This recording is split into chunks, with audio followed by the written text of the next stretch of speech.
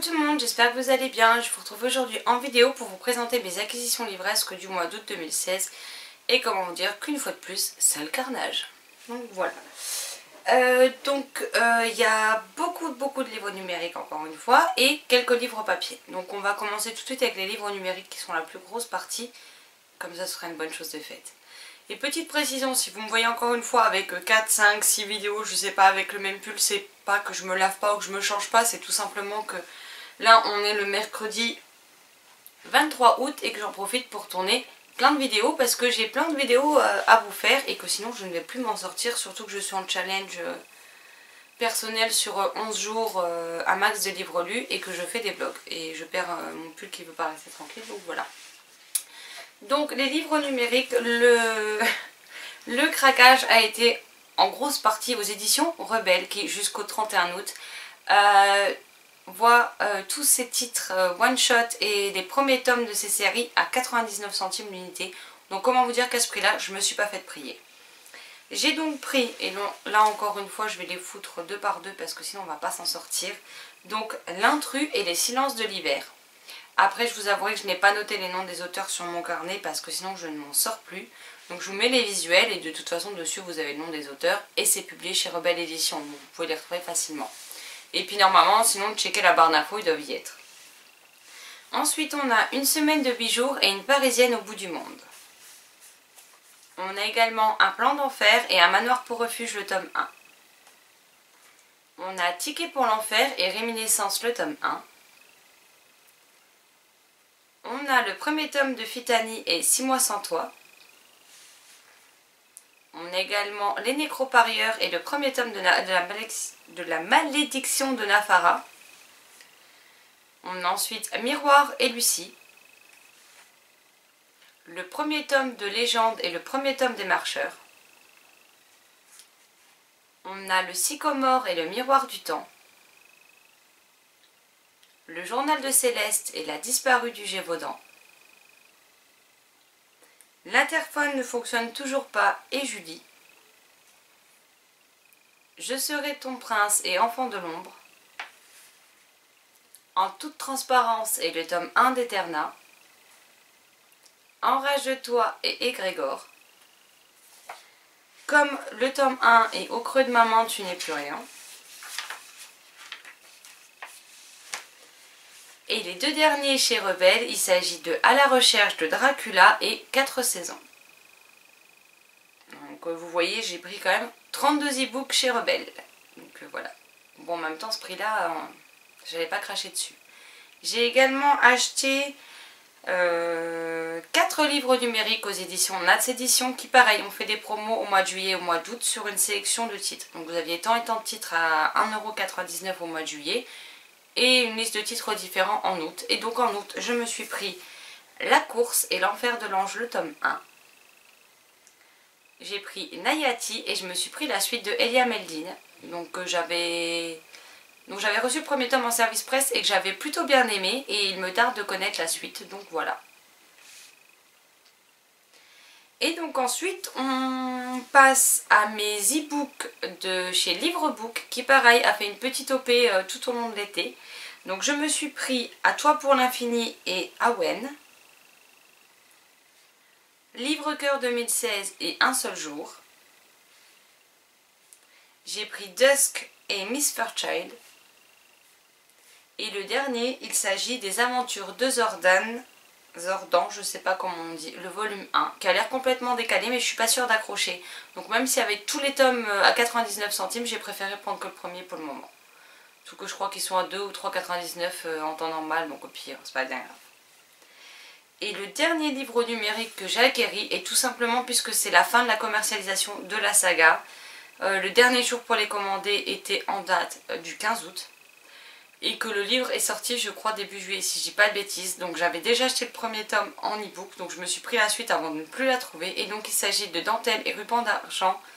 Donc le tome 2 de America Grace aux éditions Plume Blanche. Donc voilà pour les livres numériques. Et après on a donc un livre que ma meilleure amie m'a prêté et qui pèse 1 tonne. Donc c'est génial. Vu qu'elle sait que j'aime bien une des illustratrices en particulier de cet ouvrage, mais aussi la série télévisée. Elle me l'a prêté et il s'agit du livre Game of Thrones, donc le trône de fer, les origines de la saga de George R.R. Martin, Elio M. Garcia Jr. et Linda Antonson. Donc ouais, je sais pas si vous allez voir, mais ça brille au niveau des dragons. Et l'ouvrage est juste mais splendide quoi. Par contre il pèse son poids. Donc je vais essayer de vous trouver les illustrations. Hein, enfin l'illustratrice que j'aime particulièrement n'est autre que Magali Villeneuve. Donc voilà. Il faut juste que je trouve...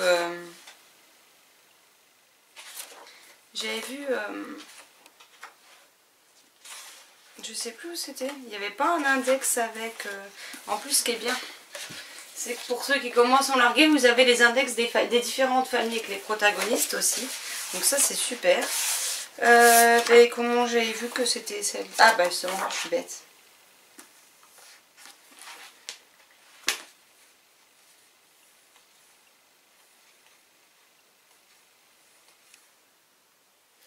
Donc on a entre autres ces illustrations là de Magali. Je vous les montre pas toutes, mais je vais vous en montrer quelques-unes de Magali et quelques autres. Donc voilà, j'espère que vous allez bien voir. Alors, on a lesquelles sinon?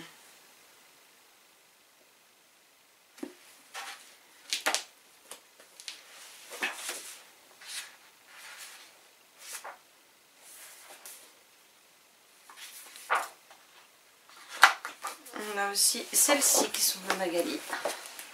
Je suis désolée mais avec mon bras c'est pas simple de vous soulever l'ouvrage, donc voilà. Donc voilà pour celle de Magali, après je vais vous en prendre au pif hein, pour vous les montrer.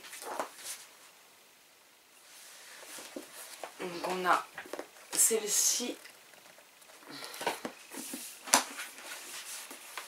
On a des pages, des doubles pages illustrées comme ceci. Et une dernière parce que là, ça commence à vraiment peser l'eau. Et on a celle-ci.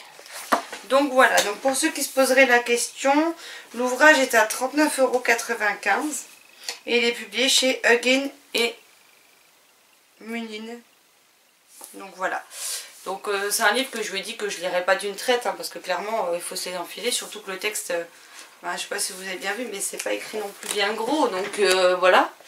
Donc c'est un livre que je lirai au fur et à mesure, et puis elle m'a dit que elle n'était pas pressée, qu'elle savait que s'il était chez moi, j'en prendrais soin, donc ça ne la dérangeait pas. Donc voilà, et donc après j'ai...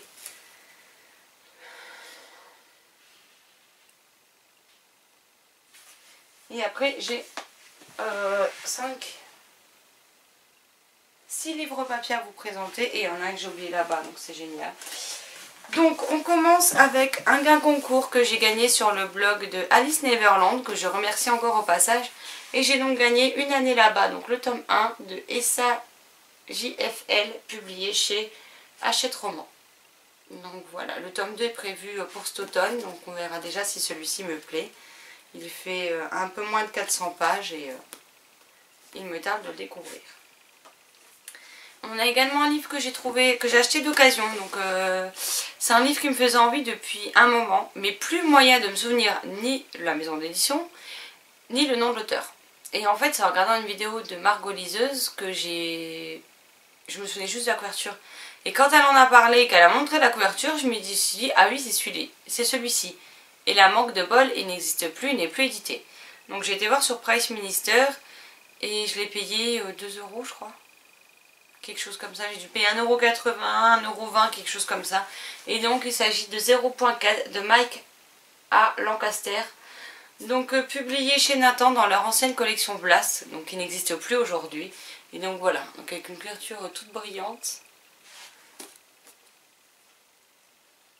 Et voilà, et elle en parlait, c'est un livre qu'elle avait beaucoup aimé, et moi c'est vrai qu'il m'intriguait beaucoup, donc maintenant que je l'ai, il me tarde de le découvrir. Il fait 250 pages à peu près, c'est écrit assez gros. Par contre c'est clairement pas le livre que je lirai dehors en plein soleil, parce qu'avec la couverture, vous allez en prendre plein les yeux, quoi. Ensuite on passe à mes 2 achats neufs du mois en papier. J'ai été raisonnable ce mois-ci. Donc je me suis pris Génération K, le tome 2 de Marine Carteron, publié aux éditions du Rouergue dans leur collection épique. Donc j'avais lu le premier grâce au comité de lecture Cultura. que... Alors il y a certaines choses que j'ai beaucoup aimées, dont l'originalité du roman et ce genre de choses. Après c'est plus le caractère de l'héroïne qui m'a un petit peu tapé sur les nerfs en fait dans le tome 1. Mais je veux quand même savoir comment l'histoire se poursuit. D'ailleurs je sais pas... C'est une trilogie. Donc comme ça c'est fait. Donc il restera un tome. En plus c'est des livres qui coûtent 14,90 € pour pratiquement... enfin pour 377 pages. La police d'écriture, elle est très bien. Ni trop grosse ni trop petite, j'adore. Et puis je suis quand même curieuse de savoir où l'auteur va nous emmener. Puis je me dis l'héroïne elle sera peut-être un peu moins énervante dans ce tome 2. Hein. On sait jamais. Donc voilà. Et un livre qui me faisait envie depuis un moment également, un livre d'une auteure que j'aime beaucoup aller voir en salon et que je voulais découvrir, et il s'agit de Eve, donc Entité, Vigilance, Enquête de Karina Rosenfeld, je sais pas pourquoi je veux dire tout le temps Rosenfeld, c'est pas possible, publié chez Syros. Donc je suis un peu moins fan de la couverture quand même si elle est intrigante, mais c'est pas la couverture que je préfère on va dire. Mais le livre me fait envie, puis chez Syros c'est pareil, hein, ça écrit gros, donc ça devrait vite se lire et il fait 381 pages, donc voilà. Ensuite, un livre qu'on m'a offert, donc il s'agit de Chaque soir à 11 h de Malika Ferjouk. Encore une fois, j'espère que ça se prononce comme ça, publié chez Flammarion Jeunesse. Donc voilà, un ami... m'a dit je t'offre un livre, choisis lequel tu veux. Et vu que celui-ci pour une fois est en magasin et que c'est un livre qui me fait envie depuis sa sortie début d'année je crois. Je crois que c'est en début d'année qu'il est sorti. Non, fin 2016 même. Donc vous voyez ça commence à dater. Donc du coup j'ai choisi celui-ci et il fait 401 pages pour 14 €. Donc je trouve ça quand même très correct. Et puis je vais enfin pouvoir découvrir cette histoire du coup. Et donc le dernier livre, donc j'ai dit une bêtise tout à l'heure parce que j'ai acheté 3 livres neufs ce mois-ci. Mais voilà, c'est avec des sous que j'avais revendu des affaires à moi, donc je me suis pris un livre en échange. Et il s'agit du premier tome de 12, donc Les Sacrifiés du Zodiaque de Mocha, publié chez Playback. Donc un livre que je n'ai entendu parler absolument nulle part. Je ne l'avais jamais vu en magasin et en fait j'ai été à la librairie et je ne savais pas trop quoi prendre, j'hésitais entre plusieurs titres. Et puis ma chérie a son œil qui a été attiré parce qu'en fait, je ne sais pas si vous allez bien voir, là vous avez un début de logo. Donc c'est une trilogie, quand vous avez les 3 tomes l'un à côté de l'autre, vous avez le logo moins de 12 qui apparaît, comme là mais en grisé brillant. Et ça l'a intriguée et elle m'a dit tiens tu connais? Mais j'ai dit oh bah non pour le coup je connais pas. Donc j'ai lu le résumé, ça m'avait l'air assez sympa. Donc voilà, ça a l'air d'être un peu genre thriller young adulte. Donc à voir ce que ça donne et en tout cas ça m'intrigue beaucoup. Et vu que c'est des livres qui sont sortis l'an dernier, donc c'est une réédition parce que la première fois ils sont sortis en 2012 sous un autre titre. Et que je ne connais pas du tout, je vais essayer de le lire assez rapidement. Comme ça, si ça me plaît, j'irai me procurer la suite avant que je ne la trouve plus. Donc voilà. Donc voilà, ça en est tout pour ce book haul du mois d'août. C'est déjà largement suffisant puisque je finis quand même avec 50 livres encore une fois. Comment vous dire que ma pile à lire risque de jamais s'en remettre. J'espère être un peu plus raisonnable sur mes achats d'ici la fin de l'année. Mais là, vu que toutes les promos numériques sont passées, techniquement ça devrait aller mieux. Puisque là j'ai surtout craqué en juin, juillet, août pour des livres numériques plus que pour des livres papier. Et encore, il y a eu beaucoup de livres, c'était numérique, enfin papier qui était d'occasion. Donc ça limite bien les frais aussi. Donc voilà, n'hésitez pas à me dire en commentaire si vous connaissez ces livres, si certains vous intéressent, ce que vous en avez pensé. Et moi en attendant, je vous souhaite une excellente journée, de belles lectures et je vous dis à très vite en vidéo. Ciao ciao.